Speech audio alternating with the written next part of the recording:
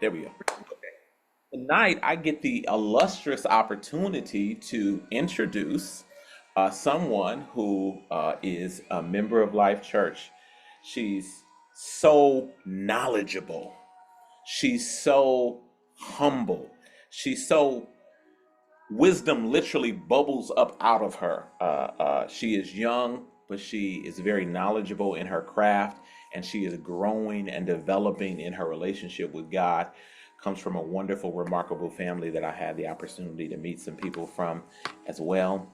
And she's many things. She is a licensed clinical social worker, comma psychotherapist, and she's a child of God. And she's going to share with us tonight about boundaries. So get your pen, get your paper, get your notepad, get your Evernote, whatever you use to iPad, whatever you use to take notes. And I'm going to turn it over at this time to Brittney, and she's going to take us until about 11:35. I mean 11:35, 7:35, maybe 7:40, and then we'll break out into our groups from there. All right, Brittney, it's on you.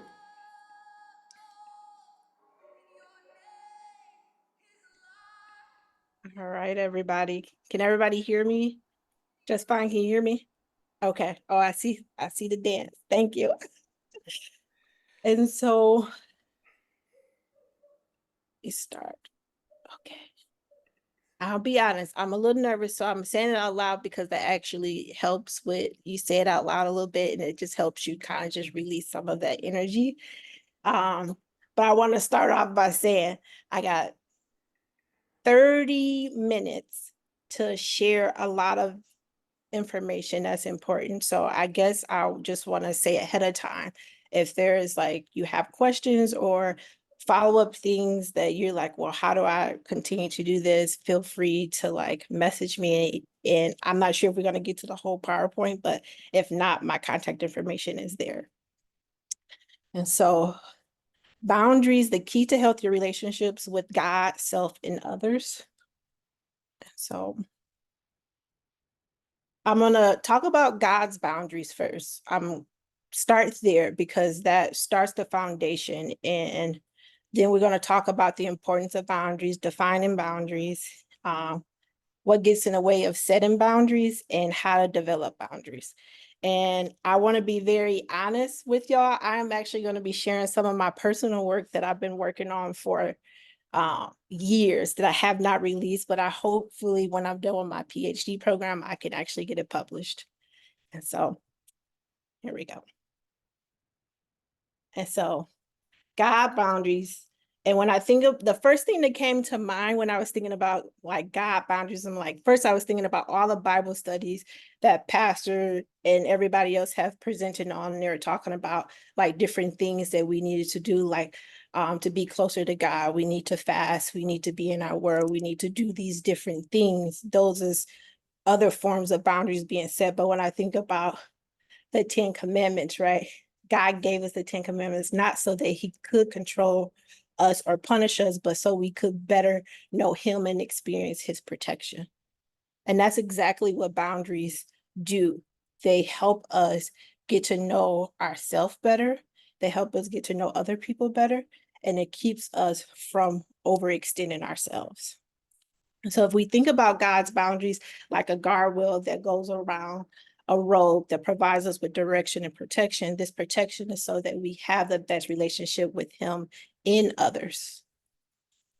And so I'm going to put up the 10 commandments, right, just for y'all reference, because I know I like remember some of them, but I was like, oh, it's been a long time since I've seen the actual 10 commandments. Oh, actually, before I do that, I had one more thing. So to highlight the importance of the word in the Bible is a living book about relationships, relationship of God to people, people to God, and people to each other. It is about God who created this world, placed people in and related to them, lost that relationship and continues to heal that relationship. And that's really what boundaries do, is really allow us to constantly flow and connect with each other, and connect with ourselves. And so here are the 10 commandments, right? We have the 10 commandments. You shall not have no other God before me. You shall not make any idols. You should not take the name of God in vain. You keep Sabbath day holy. Honor thy father and mother. You should not murder. You should not commit adultery. You should not false witness on thy neighbor, and you should not covet.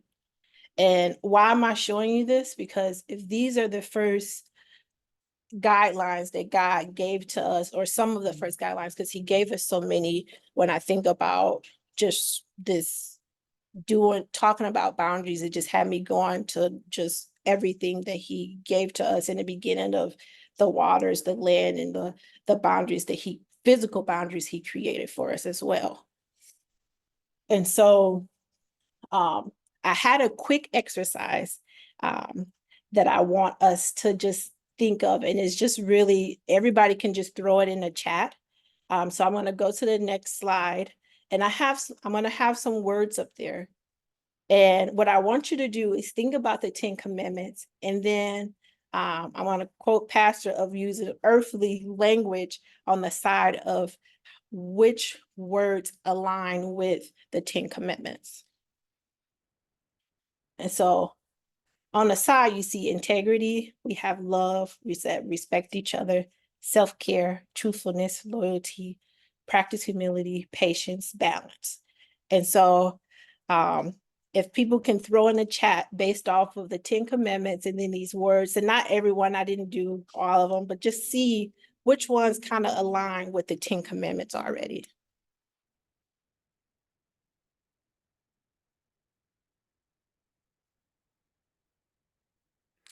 Explain it one more time, Brittney. Okay. So what so for like when you look at you should not have any other gods before me, what word will align with that one? Obviously, like loyalty, right? So loyalty will go with that one. So if you think about you should not make idols, what word on the side will align with that?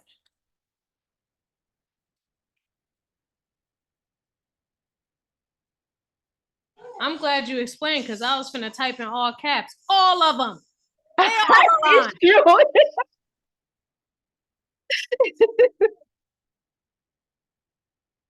Okay. So you said truthfulness. Truthfulness goes with which one? You should not murder, respect each other. Yes.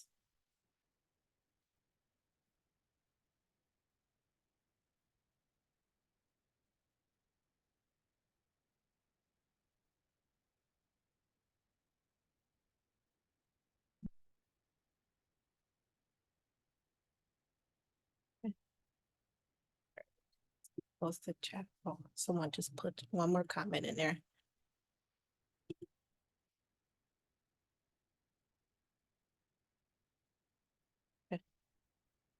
Yep, self-care. That's the one I have for self-care. Oh,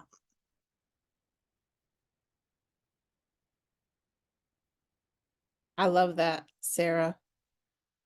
The one for integrity.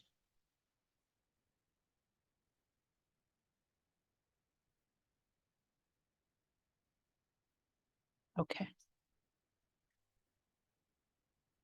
Mm-hmm. And integrity kind of goes with so many of them too.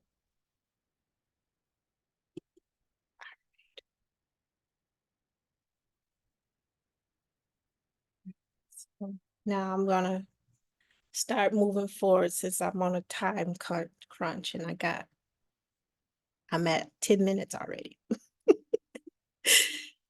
And so first I want to go through some common language around what I use when I talk about boundaries and things like that. And so first I'm going to start off with mindful self-care, and I'll explain why self-care has absolutely to do with boundaries a little bit later. So self-care is defined as the daily process of being aware of attending to one's basic psychological, emotional needs. This includes shaping one's daily routine, relationships, and environment as needed to promote self-care. Mindful self-care is an integrated practice of mindfulness, awareness, and self-care. Mindful self-care embodies self-regulation to help people negotiate personal needs and challenge external requests. And basically, what that means is that when you practice mindful self-care, you're really staying in tune in what you need. So if you wake up and say, I'm feeling like I didn't get a restful night of sleep, and you also skip breakfast as well. So then when someone comes and asks you, like, hey, can you pick up my my kids, drop them off, and give them dinner, right?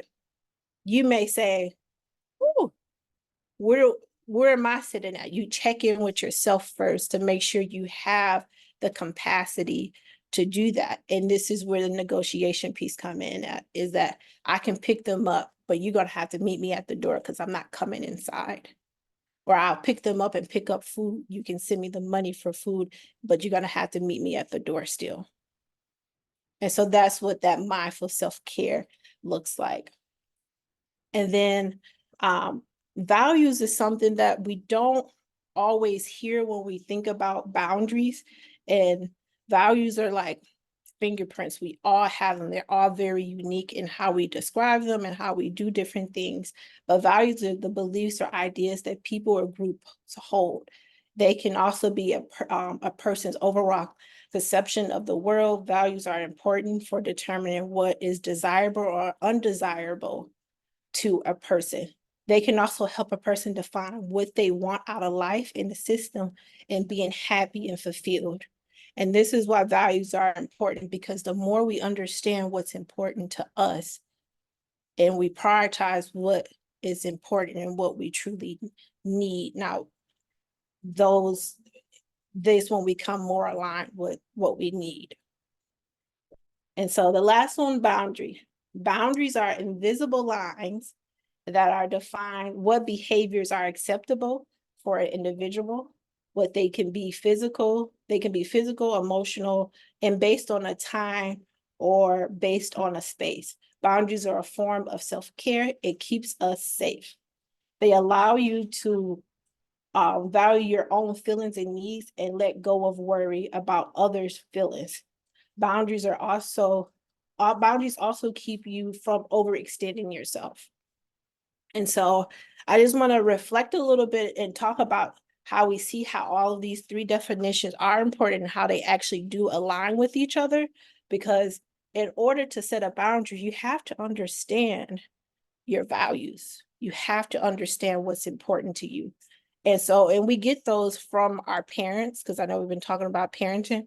Like as a young child, our parents' values is what they teach us. And then as we become teenagers, we get influenced by all these other external things. And then as adults, we go back. Well, research shows that we always go back to what was taught to us in the first 6 years of life. And so that's why the early relationships really do matter. And then self-care, if you don't understand your values, and you can't set a boundary and you can't practice self-care. And so boundaries are important because it helps build up trust, safety, respect. And then just have an example, like if your boss or someone you work for is calling you during certain hours, you don't have to answer. You don't have to respond. And that's your boundary. You can follow up and say, well, this is that. But boundaries will help you build trust by allowing what we call a call and response. You send out a request, that person responds to you. And when that person responds to you, it allows you to know that they're listening to you and they hear what you're saying. It prevents misunderstandings. It can help you be able to make sure that you lay out all the ground rules, all the expectations of what you expect from others around you. It can protect your privacy. I'll be probably one to throw this one out here. Most people don't know what I do for work unless someone else tells them, because I don't tell people what I do for work. That's one of the things that I do, not because of anything bad, but I know the work that I do, and I'm very big about confidentiality. So I don't often tell people what I do for work. I may know someone, anytime somebody be like, you look familiar, I said, don't think too hard. We might have crossed paths in something else.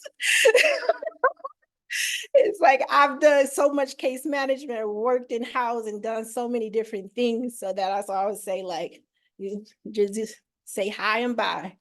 Um, Boundaries could prevent burnout. Um, Oftentimes we can overextend ourselves.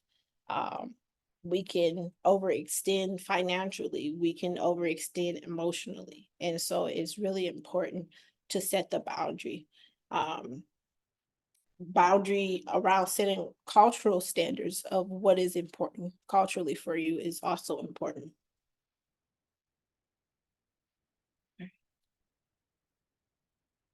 All right. And so self-care cannot exist without boundaries. And I kind of went through that already as I was going through the definition. But it's really difficult to practice self-care without having boundaries, because no matter how often you go get your hair done, your nails done, or go bowling or other things like that, if you struggle with saying no and releasing the any anxiety from your mind or doing anything while you're doing that activity, your brain is still going. You have to be able to shut it off. You have to be able to say no. Because while if you are filling up your calendar because you want to stay busy, right? And while you're practicing self-care, you're not even thinking about, oh, this feels so nice. Oh, the orange scrub smells really nice when they're doing my toes, right? You're not thinking about that because you're like, oh, I got to be at this place in 15 minutes. So I got to speed up my pedicure. And so you have practicing self-care without boundaries is not helpful. So these are the different types of boundaries. And so you can have soft boundaries, which is a person who merges their boundaries, and they just gave examples of, like, it's often someone who has experienced some form of manipulation, emotional manipulation, things like that. And this person when they meet someone, they just become one with you. And you want to be able to know who you are when you're in those spaces. And so a sponge is people who boundaries are unsure what to let in, what to keep out. So they sometimes they absorb everything and they might keep only the bad. And so you want to be able to know what is needed for you. You have to know yourself. People with rigid boundaries, when they're not letting anything in, they're too rigid. You have to have some kind of exchange with people. That's what helps us grow. And then people with flexible boundaries they say are more ideal because it's a combination of the different boundaries, all of those boundaries together. So all right, so what areas to consider putting boundaries in? You can have physical boundaries, emotional boundaries, social boundaries, religion boundaries, home environment boundaries, financial boundaries, work boundaries. And so these are some areas, but you can have more boundaries out there that you feel like are important to you. Oh, man. So this is where some of my personal work, and I don't know if people can see this, right? This is something that I've been working on and wanting to share out. So when I think about boundaries, right? This ideal came to me by the grace of God when I guess my own testimony around me learning to be more confident in myself, learning to be more confident in everything that I do and how I move. And So the top line here is where my boundary stops, right? And then at the bottom of it, you will see that I have self-worth, self-worth, respect, integrity, health, family. I love being a Black woman. Kids, love, self-expression, right? So on this timeline, I also have, and you can't see it that much because the PowerPoint cut it off, but you will see on the top of it, it will say not flexible. And then on the other side of it, it says flexible. And so on my boundary timeline, you will see that where I put self-worth, it says not flexible. I'm not flexible with what I feel like I'm worth. I know that I am worthy. And so that's something that when I come across someone who crosses that boundary and either belittles me, I take the time to reset my boundary with that person. If they show me the lack of respect, I take the time to reset my boundary. And everybody has different definitions of what respect is, right? So Pause, this Brittney. makes it, Pause for the cause. yeah. So, talk to us a little bit about, first of all, this is wonderful. This is original material, y'all. So don't be stealing Brittany's material. This is original. Can you talk to us about what it means in any of those environments to reset a boundary? Like how you can do that in person, over the phone, via email, Mhm. because it what does that materialize to people? Yeah. So for me, I'm someone who is very like, I'm not going to show no scene, make no scene or whatever. If I'm on a first, always check in with myself, and I want to check myself before it, just in case I was the person at fault. I could be misreading a situation. So what I do if I feel dysregulated is I go internally first. That might look like I might cut on some music, my gospel music, to calm myself down. Because first I'll be ready to be like, I know they didn't just insult me.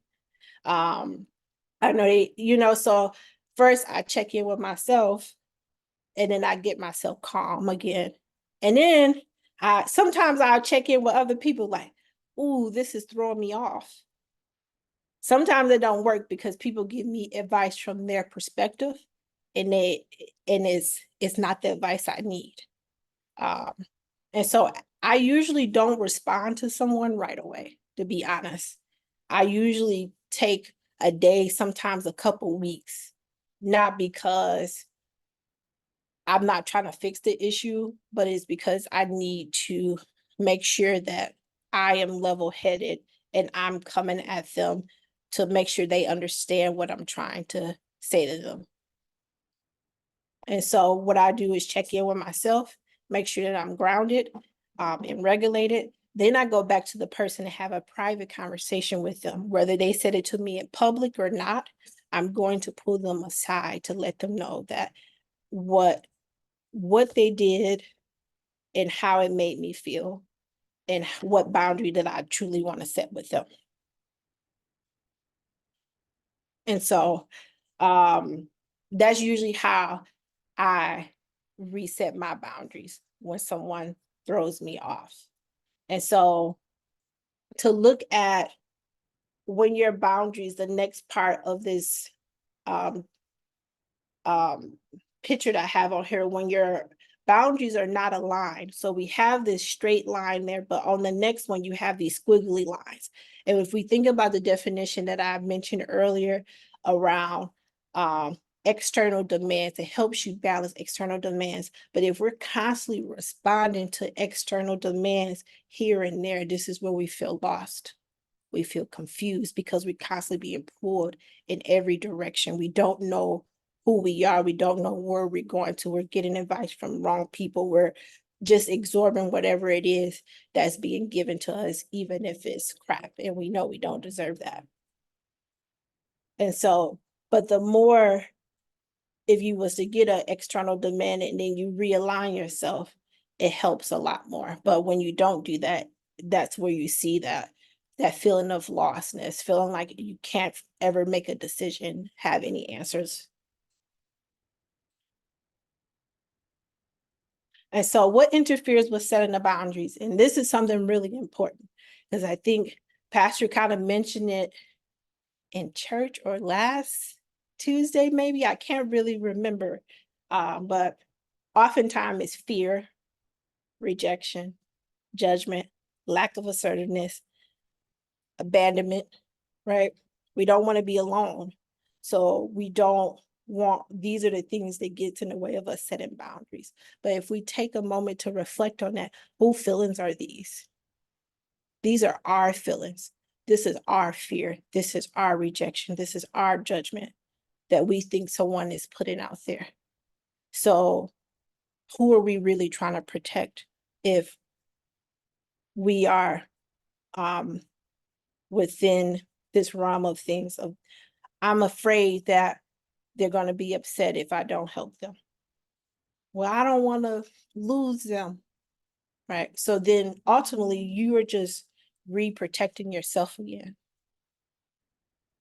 because you're not doing it because you truly know what they're actually thinking. You're doing it because this is what you're thinking that they're thinking.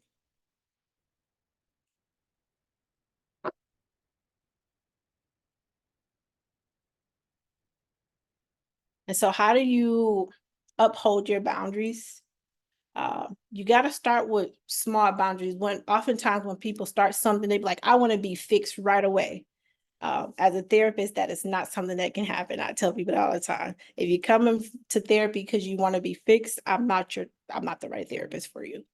And so you start with the small boundaries. And I always ask people, like, where do you want to start? Well, I don't know. I said, well, what irritates you? What's been irritating you?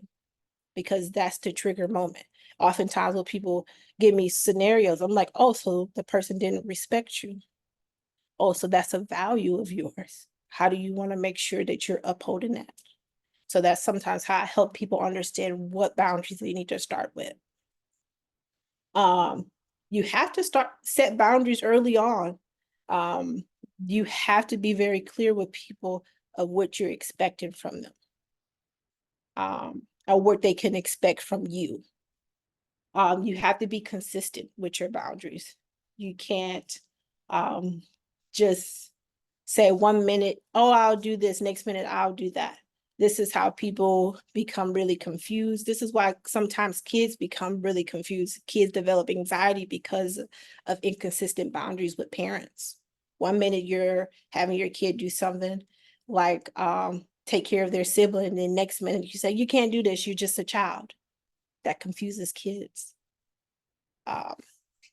And so you have to take time for yourself. You have to take time for yourself because we change over time.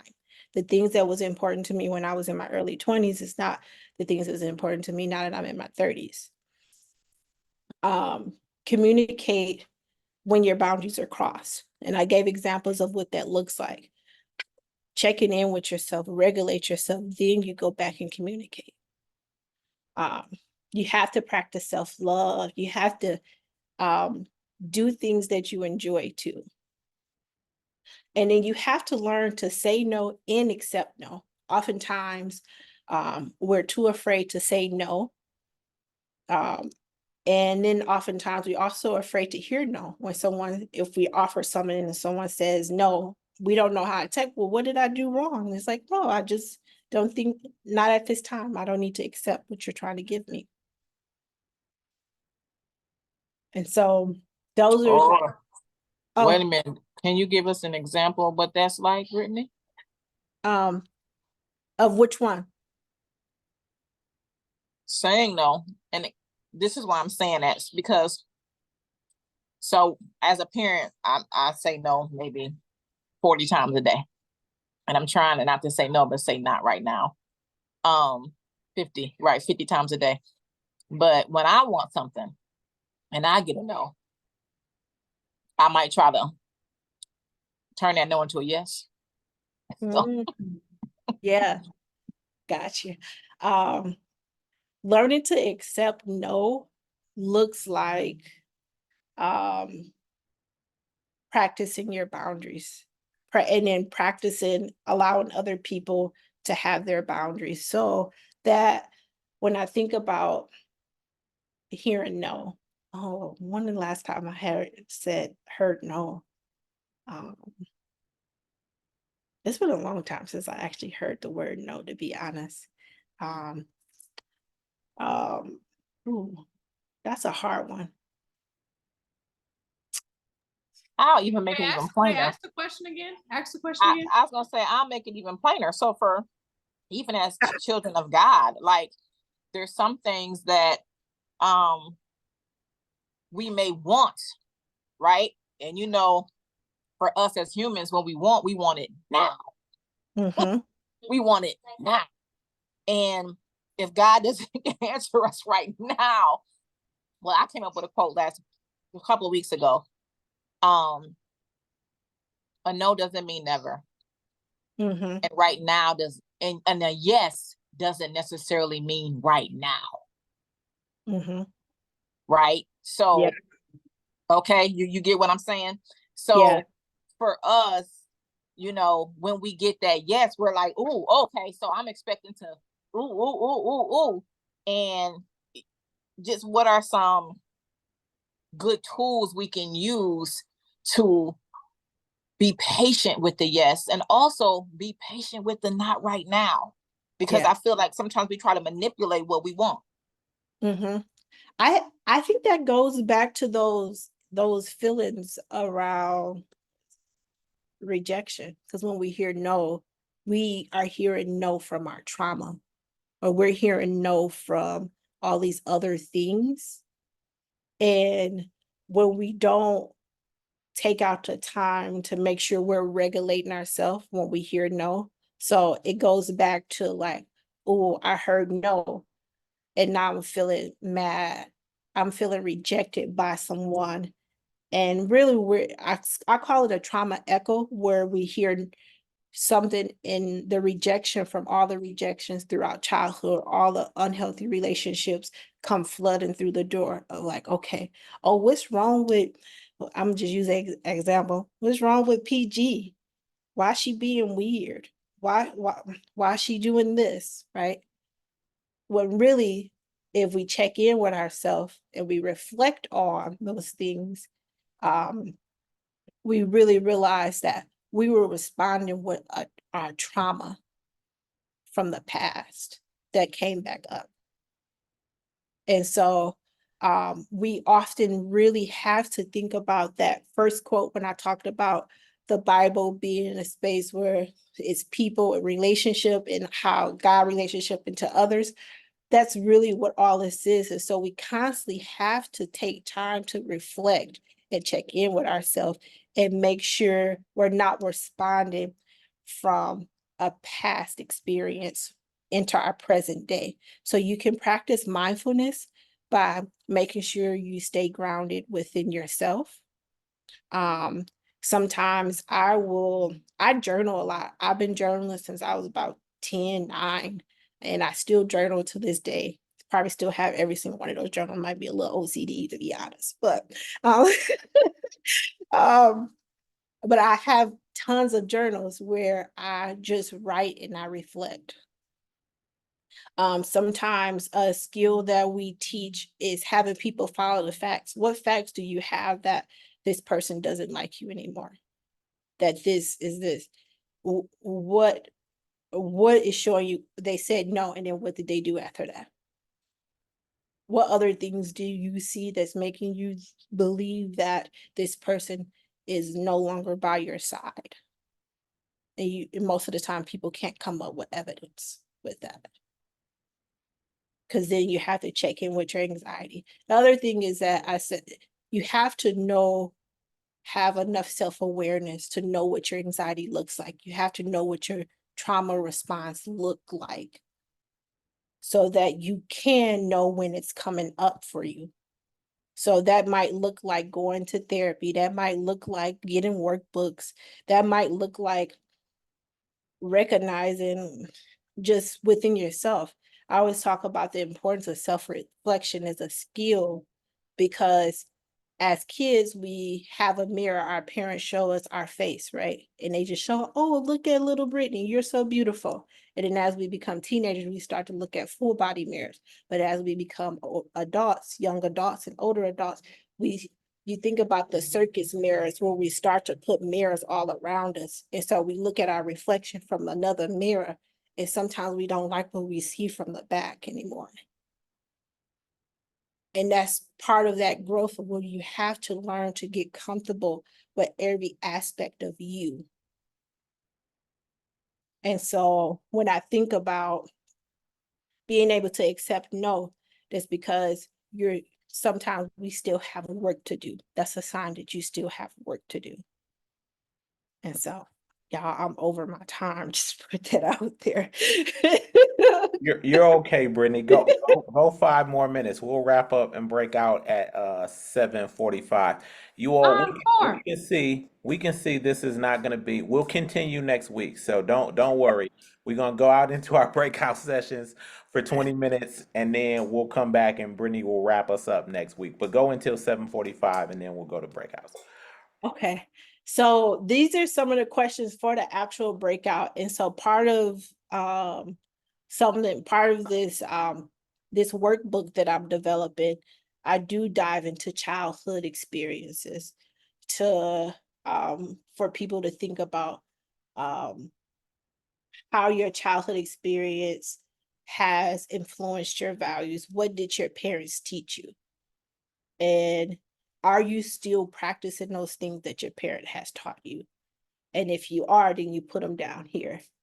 And so these are the questions for breakout. So I guess we could just actually break out, and then I can save the rest of it for next time, because the next phase is just all about the cycle of change and understanding the practice of how we want to change and what we need to do to change. Okay, so we got a question here, and then we'll go to breakouts. Okay. What if your parent didn't teach you anything? I assume this is about boundaries and some of the stuff you just finished mentioning, Brittney. Yeah. So our parents always teach us something, right? Sometimes we have to heal enough through what we went through to see some of those gems that they give to us. But then we also have to practice taking out time to reflect on what you're giving to yourself. If you are a parent yourself, what are you doing differently to parent your children? If you have kids, I'm not sure who said the comment. Yeah, and so most likely you are probably doing things differently with your children already. And so sometimes is what our parents didn't do that's teaching us what to do today. And so sometimes we have to look at things from what we call like a strengths perspective, or from a space of love, is that our parents did what they could, and this is what they taught me. And so this is what I'm going to do to break the generational curse to move forward. Yeah. Just being present is different. Yep, it is. Listen, you guys, let's clap it up, put some excellent or clap emojis or heart emojis in the chat for Brittney, because this was so eye-opening. Let me just mention this before we go to our breakouts. Stick around because we're gonna do breakouts. Brittney is a psychotherapist, but I'm going to go out on a limb and say this does not replace the need for your personal therapist. So some of y'all don't have therapists, and you're like, oh, this was good. I don't need to see no therapist. No, if you would like to see a therapist, you should still see a therapist. This is a one session, and it's not catered towards you. This is broad information. Okay, so if you're like, oh, this is good, I like to listen, by all means, connect with a mental health professional. psychotherapist who can help support and walk you through these processes and maybe even other different things. Like I said, I saw Brittney this afternoon before I shot that video, and I said, this is gonna have to be a 2-weeker. I knew, because this is not something we talk enough about. And it's important for us to make time to be intentional about taking care of ourselves, not only taking care of ourselves, but making sure we're being healthy and aware. So we'll continue next week. We're going to do the breakout right now. The hosts the facilitators who are Tori and Foster have the questions. If you don't have, we're not done. We will come back together at 9, help me, 8:10, and we'll pray and dismiss, and then I'll give you the link for the Bible reading plan. Here's what we're going to do now. We're going to go out in our breakout session.